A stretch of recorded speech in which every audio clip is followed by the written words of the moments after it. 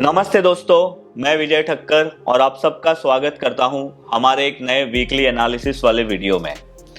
अभी आज के वीडियो में हम लोग मार्केट के बारे में बात करेंगे, जो अभी गिरना रुका तो है बट बढ़ नहीं रहा है।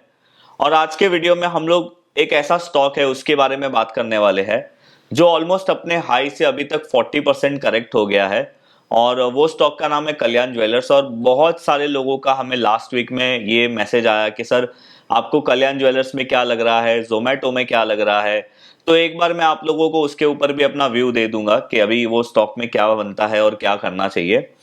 और इन द एंड वीडियो में मैं आप लोगों को आज एक ऐसा स्टॉक बताने वाला हूं ना जिसने एक अच्छा रीटेस्ट किया है। तो जनरली जब मार्केट गिरता है तो हम लोगों को ऐसे रीटेस्ट वाले स्टॉक ढूंढने चाहिए। तो ये एक ऐसा स्टॉक है जिसने ब्रेकआउट बहुत अच्छा किया था बट अभी एक अच्छा रीटेस्ट भी कर रहा है। बट आज का वीडियो शुरू करूं उससे पहले मैं आप लोगों को बता दूं कि कल हमारे चैनल पे हमने एक पॉडकास्ट अपलोड किया था जिसमें पराग जी ने अपनी जो एक मेथड है स्विंग ट्रेडिंग की, जो वो रिलेटिव स्ट्रेंथ को यूज करके स्ट्रॉन्ग स्टॉक ढूंढते हैं जिसमें ज्यादा मोमेंटम है और उसके अंदर वो मोमेंटम स्विंग ट्रेडिंग करते हैं। और वहां पे वो बहुत सारी चीजों को बहुत सिंपल वे में उन्होंने समझाया है। तो अगर आपने वो पॉडकास्ट नहीं देखा है तो ये वीडियो के बाद वो पॉडकास्ट जरूर देखना, मैं उसकी लिंक यहाँ पे ऊपर डाल दूंगा। तो चलिए आते हैं हम हमारे आज के मार्केट के ऊपर। अभी देखो, हम लोग ने लास्ट वीक में देखा और उसके पहले वाले हफ्ते में भी हमने देखा कि निफ्टी ने और बैंक निफ्टी ने एक डोजी कैंडल बनाया था। और लास्ट वीक में भी यही हुआ। बैंक निफ्टी अपने एक इंपॉर्टेंट रेजिस्टेंस के पास आया तो जरूर पर ब्रेक नहीं किया। और निफ्टी ने भी वो डोजी के, आप बोल सकते हो कि ऑलमोस्ट वही लेवल के आसपास की मूवमेंट की है। बट अगर आप स्टॉक को देखोगे ना, अगर हम लोग इंडेक्स को देखेंगे तो इंडेक्स तो कहीं पे गया नहीं। आप ऐसे बोल सकते हो कि इंडेक्स एक ही जगह पे था। बट अगर हम मिड कैप स्टॉक्स और बहुत सारे स्टॉक्स की बात करें, जैसे कल्याण ज्वेलर्स है, उसके बाद जोमेटो है, और भी बहुत सारे मिड कैप स्टॉक्स है जिसमें बहुत ज्यादा सेलिंग आई। और स्टॉक कोई 20% 30% और कल्याण ज्वेलर्स जैसे स्टॉक तो 40% करेक्ट हो चुके हैं। तो खैर मैं वो आप लोगों को बताने वाला हूँ कल्याण ज्वेलर्स का एनालिसिस। बट अभी हम लोग पहले मार्केट के बारे में बात करते हैं और देखते हैं मार्केट को और समझने की कोशिश करते हैं कि मार्केट में अभी क्या हो रहा है। तो देखो, आप लोग जो अभी चार्ट देख रहे हो ना, ये हमारा निफ्टी का मंथली टाइम फ्रेम का चार्ट है। और अभी ये लास्ट वीक है जनवरी का। अगर ये वीक कंप्लीट हो गया और यही तरीके से क्लोजिंग आती है तो आप समझ लेना कि 4 महीने हो जाएंगे जब निफ्टी कंटिन्यूसली रेड क्लोज होगा। और आप देखो, पिछले कभी भी हिस्ट्री में ऐसे 4 महीने से ज्यादा तक मतलब 4 महीने तक कंटिन्यूसली निफ्टी ने कभी रेड क्लोज नहीं दिया है। और अभी फर्स्ट मतलब हमारी ये फरवरी में हमारा बजट भी आने वाला है। तो वो बजट में क्या इम्पैक्ट होगा, अगर वो बजट में कुछ हमारे लिए अच्छा नहीं आया, कोई नया टैक्स वगैरह आ गया और कुछ ऐसी चीजें आई जो हमारे मार्केट को अच्छी नहीं लगेगी, तो शायद मार्केट और नीचे जा सकता है। बट अभी आप यहाँ पे देखो वीकली टाइम फ्रेम का चार्ट। अभी आप यहाँ पे देखो तो आप यहाँ पे एक चीज नोटिस कर सकते हो कि लास्ट 2 हफ्ते से मार्केट ने एक अच्छा करेक्शन ले लिया। उसके बाद अगर हम लोग ये करेक्शन को कैलकुलेट करें अपने हाई से, तो निफ्टी ने ऑलमोस्ट 12.5% का करेक्शन किया है। अभी लास्ट 2 वीक से हमारा मार्केट जो है वो डोजी कैंडल बना रहा है। अभी डोजी कैंडल बनाना बहुत ही इंपॉर्टेंट है। बहुत सारे लोग डोजी कैंडल को बहुत ज्यादा अवॉइड करते हैं बट मैं इसको ज्यादा सीरियसली लेता हूं, क्योंकि डोजी कैंडल एक बहुत ही रिवर्सल, मतलब आप बोल सकते हो कि ये रिवर्सल साइन दिखाता है। पर उसकी प्लेसमेंट बहुत इंपॉर्टेंट है। अगर वो ऊपर आता है तो आप समझ लीजिए कि मार्केट में बाइंग खत्म हो रही है। अगर वो नीचे आ रहा है एक अच्छे डाउन ट्रेंड के बाद, तो आप ऐसा समझ लीजिए कि मार्केट में एक अच्छी बाइंग आ सकती है। तो अभी ऑलमोस्ट 12.5% मार्केट गिरने के बाद 2 डोजी कैंडल बने हैं। बट क्या हमें यहाँ पे ब्लाइंडली बाय कर लेना चाहिए या हमें कुछ चीजों का वेट करना चाहिए? तो देखो, ये लास्ट वीक का जो कैंडल है वीकली बेसिस पे निफ्टी का, उसका हाई था 23,392, 391.65 था। मैं आप लोगों को 392 बोल रहा हूँ। और ये वीक का जो हाई है वो है 23,426। तो अगर ये कैंडल, ये वीक का हाई अगर हम लोग आने वाले वीक में ब्रेक करते हैं तो एक अच्छी बात है। पर अगर हम लोग आने वाले वीक्स में अगर ये वीक के कैंडल का लो ब्रेक करते हैं तो देर इज अ पॉसिबिलिटी कि अब हम और नीचे जा सकते हैं। और नीचे में एक इम्पॉर्टेंट जो सपोर्ट लेवल है वो है 22,750। यहाँ पे एक सपोर्ट है, उसके बाद तो सपोर्ट फिर और नीचे जाएगा। फिर मैंने आप लोगों को पहले भी बताया था फिबोनाची रिट्रेसमेंट के हिसाब से। अभी मैं आप लोगों को फिर से बता देता हूँ। अगर आप फिबोनाची रिट्रेसमेंट लगाते हो ना, जहां से निफ्टी ने रिसेंटली भागना शुरू किया था और अभी रिसेंट हाई तक आप लगाते हो, तो देखो अभी जो हमारा लेवल है ना, वो हम लोग 38.20% रिट्रेसमेंट के पास है और 50% रिट्रेसमेंट बनता है 21,797 और 61.80% रिट्रेसमेंट बनता है 20,740। तो खैर 50% और 61.80% तो गोल्डन रेशियो हो जाएगा, बट एज ऑफ नाउ हम लोग 38.20% रिट्रेसमेंट के पास है। और आप वहां पे देखो, वहां पे एक सपोर्ट भी है और अभी कैंडल मतलब अभी जो हमारा निफ्टी है वो वहां पे डोजी कैंडल भी बना रहा है।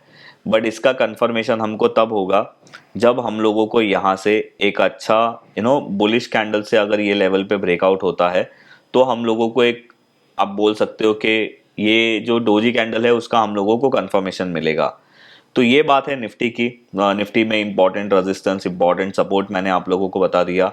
अगर हम लोग 23,426 लेवल को ब्रेक करेंगे तो नेक्स्ट रेजिस्टेंस लेवल है 24,190 और 24,090 का।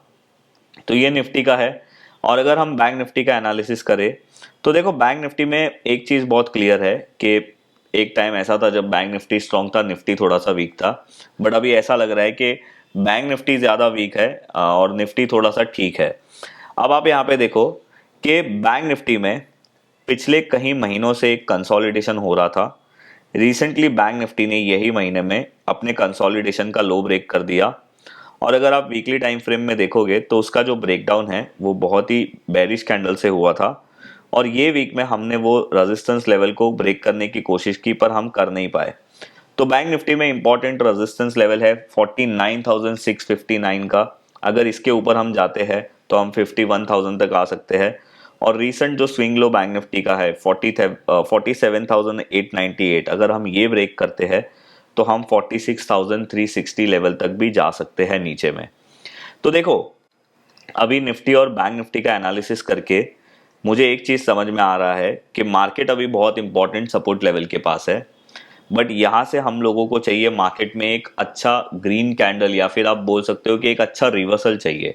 और निफ्टी में अगर आप वैसे देखोगे ना, निफ्टी का चार्ट देखोगे डेली टाइम फ्रेम में, तो आप लोग यहाँ पे एक चीज़ नोटिस करो कि निफ्टी अभी यहाँ पे बॉटम में एक बेस तो बना रहा है, बट हमें वही बात है कि 23,426 के ऊपर जाएगा और सस्टेन रहेगा तो हम लोगों को ये बोलते हैं ना कि ये बेस का इंपॉर्टेंस पता चलेगा। अदरवाइज वो डाउन साइड का जो ट्रेंड है वो कंटिन्यू रहेगा। बट समहाउ मुझे ऐसा लग रहा है कि शायद अभी यहाँ पे मार्केट का बेस बन रहा है।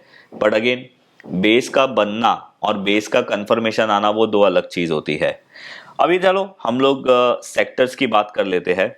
आप यहाँ पे देखो लास्ट वीक में जो सबसे अच्छा सेक्टर है वो है आईटी, एफएमसीजी और प्राइवेट बैंक। और लास्ट वीक में जो सबसे खराब सेक्टर है वो है रियलिटी, स्मॉल कैप 250 और एनर्जी।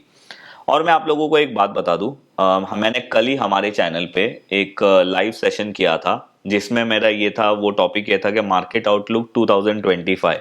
तो उसके अंदर मैंने है ना प्रॉपर सेक्टर एनालिसिस किया है।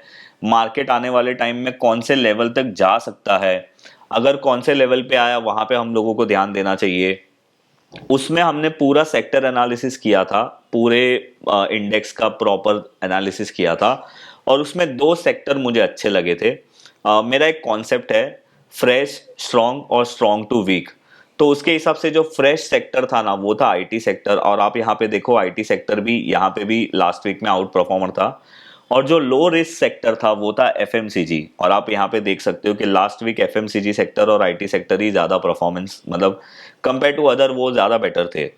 तो आप लोगों को अगर ये पूरा एनालिसिस देखना है कि वो क्या था, और उसके अंदर मैंने एक दो स्टॉक भी बताए थे जिसके ऊपर आपका ध्यान होना चाहिए, तो उसकी लिंक भी मैं नीचे डाल दूंगा या यहाँ पे आई कार्ड में डाल दूंगा। आप वो जाके जरूर देखना। ऑलमोस्ट 1 घंटा 30 मिनट का वो सेशन था। उसमें आप लोगों को बहुत ज़्यादा आइडिया मिलेगा, बहुत ज़्यादा नॉलेज मिलेगा, बहुत सारी चीज़ें वहाँ पे शेयर की थी। तो ये वीडियो के बाद वो भी देखना अगर आप लोगों को देखना है तो।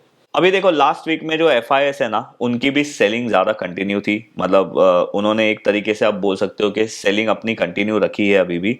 और अगर हम लोग डॉलर इंडेक्स की बात करें तो वो 107.45 के आसपास ट्रेड कर रहा है, थोड़ा सा ऊपर से नीचे आया है। इंडिया विक्स की बात करें तो ये थोड़ा बड़ा है, 16.74 के आसपास है। क्रूड ऑयल ऊपर से थोड़ा नीचे आया है, $77.39 के आसपास। और यूएसडी आईएनआर अभी 8614 के पास चल रहा है। तो ये 8670 तक गया था, बट अभी 8614 है, तो थोड़ा सा करेक्ट हुआ है, बट फिर भी ज़्यादा ही है अभी भी ये।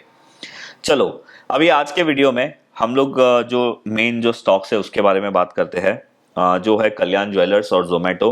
उसके बाद मैं आप लोगों को एक रीटेस्ट वाला स्टॉक बताऊंगा जहां पे आप लोगों का ध्यान होना चाहिए। तो अभी हम लोग ये बात करते हैं, जो आपका सबसे ज़्यादा मेरे को क्वेश्चन आया था रिलेटेड टू कल्याण ज्वेलर्स कि भाई हमें कल्याण ज्वेलर्स में क्या करना चाहिए। आप यहाँ पे कल्याण ज्वेलर्स का जो चार्ट दिख रहे हो ये मंथली टाइम फ्रेम का चार्ट है, और यहाँ पे आप देख सकते हो कि अभी तक कल्याण ज्वेलर्स ने अपने हाई से ऑलमोस्ट 40% का करेक्शन किया है। ये महीने की शुरुआत में ये चल रहा था 795 के आसपास, और अभी ये चल रहा है 458 के आसपास, मतलब ऑलमोस्ट 42% ये स्टॉक करेक्ट हो चुका है। अभी आप में से बहुत सारे लोगों का क्वेश्चन आया कि विजय भाई हम लोगों को ये स्टॉक में क्या करना चाहिए, कितने लोगों ने बहुत ऊपर के प्राइस में खरीदा था, जिसने नहीं खरीदा था उसका क्वेश्चन था कि मुझे ये लेना है, क्या करना चाहिए। तो देखो पहले तो आप लोगों को ये स्टॉक का वीकली टाइम फ्रेम करना है, और आप लोगों को ये देखना है। मैं अभी आप लोगों को टेक्निकल बेसिस पे बोल रहा हूँ, फंडामेंटल बेसिस पे क्या करना चाहिए वो मैं आप लोगों को बाद में बताऊंगा। तो आप यहाँ पे देखो कल्याण ज्वेलर्स को अगर आप देखोगे ना, मैं जो हमेशा बोलता हूँ कि इसका फ्रेश ब्रेकआउट कहाँ हुआ था, तो आप यहाँ पे देख सकते हो कि 89 रुपीज पॉइंट 75 पैसा में इसका आईपीओ के बाद एक फ्रेश ब्रेकआउट हुआ था। और अगर हम लोग ईयर की बात करें तो वो हुआ था सितंबर 2022 में, राइट। अब 89 रुपीज से ये स्टॉक कंटिन्यूसली आप यहाँ पे देखो, इसने कभी भी अपना प्रीवियस स्विंग लो ब्रेक ही नहीं किया था, राइट। बट रिसेंटली ये स्टॉक ने अपना प्रीवियस स्विंग लो ब्रेक कर दिया, विच इज समवेयर अराउंड 630। तो इसका मतलब क्या है कि ये स्टॉक ने 90 रुपीज पे एक फ्रेश ब्रेकआउट दिया था, और जब तक ये 800 रुपया चल रहा था तब तक ये स्ट्रॉन्ग था, मतलब इसका जो ट्रेंड था वो बहुत स्ट्रॉन्ग था। पर ये स्टॉक ने अभी अपना प्रीवियस स्विंग लो ब्रेक कर लिया ऑन वीकली टाइम फ्रेम, जो 650 630 रुपीज के आसपास बनता है। उससे यहाँ पे प्राइस वाइज हम लोगों को क्या चीज कंफर्म हो रहा है कि ये स्टॉक का जो स्ट्रॉन्ग ट्रेंड चल रहा था ना वो अभी हो गया है वीक। तो मैं आप लोगों को हमेशा तीन चीज बोलता हूं कि ये स्टॉक फ्रेश है, तो ये स्टॉक फ्रेश कभी था 90 रुपीज पे, या ये स्टॉक स्ट्रॉन्ग है, तो ये स्टॉक स्ट्रॉन्ग कौन से लेवल पे था, ये एरिया में था 800 रुपए तक, जब तक ये अपना प्रीवियस स्विंग लो ब्रेक नहीं कर रहा था, या फिर ये स्टॉक स्ट्रॉन्ग टू वीक है। तो अभी आप देखो on the basis of this analysis, ये जो मैं तीन चीजें की बात करता हूं उसके एनालिसिस के हिसाब से कल्याण ज्वेलर्स अभी स्ट्रॉन्ग टू वीक बन गया है, राइट। अब हम बात करते हैं कि भाई सर अगर आप यहाँ पे देखोगे तो कल्याण ज्वेलर्स को एक यहाँ पे सपोर्ट है, right, which is on 450 rupees. तो देखो सपोर्ट होना और रीटेस्ट करना एक अलग बात होती है, और उसका कंफर्मेशन मिलना एक अलग बात होती है। आप यहाँ पे देखो ये स्टॉक कंटिन्यूसली यहाँ पे वीकली बेसिस पे फॉलो अप सेलिंग आ रही है, और सेलिंग के साथ साथ यहाँ पे इसमें वॉल्यूम्स भी बहुत ज़्यादा आ रहे हैं। अगर ये लेवल 450 रुपीज़ इतना ही इंपॉर्टेंट है तो कल्याण ज्वेलर्स यहाँ पे डोजी कैंडल बनाएगा, एक दो डोजी कैंडल बनाएगा, और फिर वो डोजी के हाई को ब्रेक करेगा और एक अच्छा ग्रीन कैंडल बनाएगा, एंड देन आपको एक कंफर्मेशन मिलेगा कि हाँ यहाँ पे कल्याण ज्वेलर्स ये रीटेस्ट लेवल को सपोर्ट कर रहा है, और वो टाइम पे आप ये डोजी कैंडल के लो को एज अ स्टॉप लॉस रख के एक low risk buy trade initiate कर सकते हो। पर ये चीज कब होगी, जब वहां पे एक डोजी कैंडल बनेगा या पॉजिटिव रिजेक्शन आएगा तब बनेगी। As of now Kalyan jewellers में सेलिंग कंटिन्यूसली चल रही है।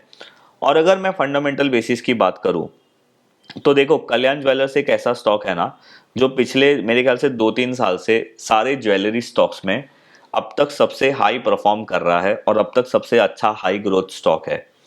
और इसका जो रिजल्ट है वो आने वाला है अभी, यहाँ पे आप देखो 30 जनवरी को।